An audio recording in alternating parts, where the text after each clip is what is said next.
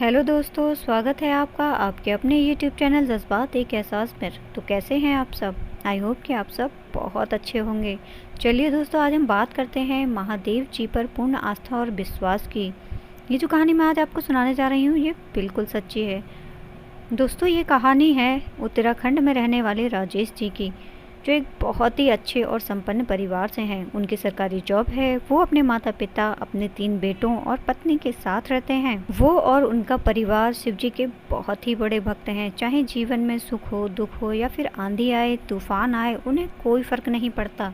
वो नित्य ही नियमानुसार सुबह शाम भोलेनाथ जी की आराधना अवश्य करते हैं।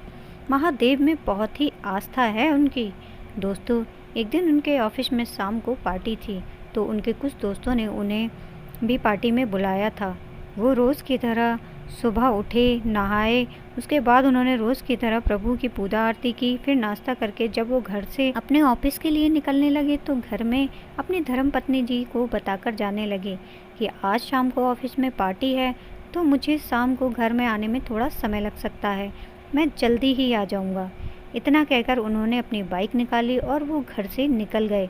वहाँ पूरा दिन उन्होंने अपने ऑफिस में काम किया और अचानक ही उस दिन शाम को बहुत बारिश हो रही थी। फिर भी वो शाम को अपना सारा काम ख़त्म करके अपने दोस्तों के साथ पार्टी में शामिल होने के लिए चले गए।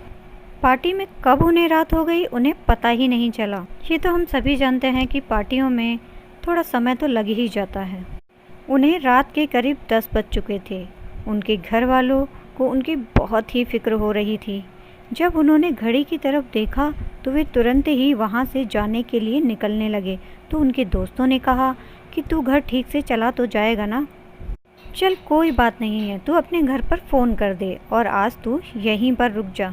पर उन्होंने उन्हें मना कर दिया कि नहीं, घर पर सभी मेरा इंतज़ार कर रहे होंगे, मैं चला जाऊँगा। दोस्तों, बाहर बारिश बहुत तेज़ पड़ रही थी। इनके घर और ऑफिस के बीच की जो दूरी है वो लगभग 15 किलोमीटर है। उन्होंने वहाँ से निकलते वक्त हाथ जोड़कर अपने आराध्य से प्रार्थना की और वो वहाँ से अपने घर के लिए निकल पड़े। उधर इनके घर वाले भी इनके लिए बहुत चिंतित थे और लगातार प्रभु से इनके लिए प्रार्थना कर रहे थे। एक तो ये बारिश की वजह से पूरे भीगे हुए थे, हवा की वजह से इन्हें बहुत ठंड भी लग रही थी। वहीं जैसे ही सामने से अचानक आ रहे ट्रक की लाइट इनकी आंखों पर पड़ी, उसके बाद इन्हें कुछ भी पता नहीं चला और ये अपनी बाइक के साथ सामने पड़ी बजड़ी पर जाकर गिर पड़े। थोड़ी देर बाद इन्हें थोड़ा थोड़ा एहसास हुआ कि इन्हें कोई आवाज़ देकर उठा रहा है। इन्हें भी नहीं पता कि वो अनजान और सज्जन व्यक्ति कौन है।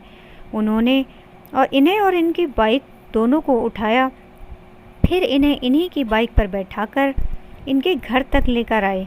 घर आते आते इन्हें 11 बज चुके थे। इनके घर के सामने जाकर उन सज्जन ने बाइक रोकी, इन्हें बाइक से नीचे उतारा और इनके बच्चों को आवाज़ लगाई। दोस्तों, इनके घर के सामने रोड पर बहुत अंधेरा था, सही से कुछ दिखाई नहीं पड़ रहा था। बच्चे आवाज़ सुनकर एकदम से बाहर आ गए। उन्होंने देखा कि उन सज्जन ने इनके पापा को पकड़ रखा है। बच्चों ने अंकल को नमस्ते किया। बच्चों ने पूछा, अंकल आप कौन हैं, कहाँ रहते हैं, डैडी ठीक तो है ना, क्या हुआ इन्हें, कहाँ मिले ये आपको? तो उन्होंने कहा कि मैं जानता हूँ तुम्हारे पापा को, ये बिल्कुल ठीक हैं, मैं यहीं रहता हूँ तुम्हारे घर के पास ही, 2 घर छोड़कर। इस वक्त तुम इन्हें अंदर लेकर जाओ, मैं भी भीग गया हूँ, मैं फिर कभी आऊँगा। बच्चे अपने पापा को पकड़कर घर के अंदर ले गए और जब वह बाइक लेने दोबारा वहाँ गए तो वहाँ पर कोई भी नहीं था।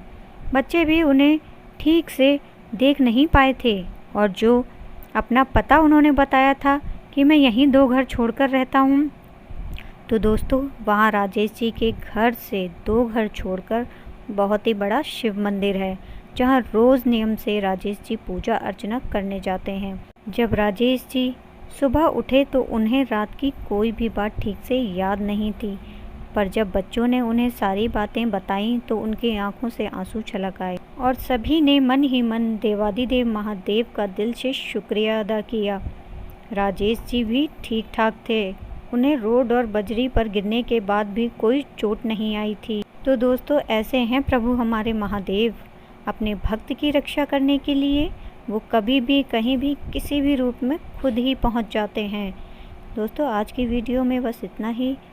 अगर मेरी ये वीडियो आपको पसंद आई हो तो प्लीज़ इसे लाइक, शेयर और सब्सक्राइब ज़रूर कीजिएगा।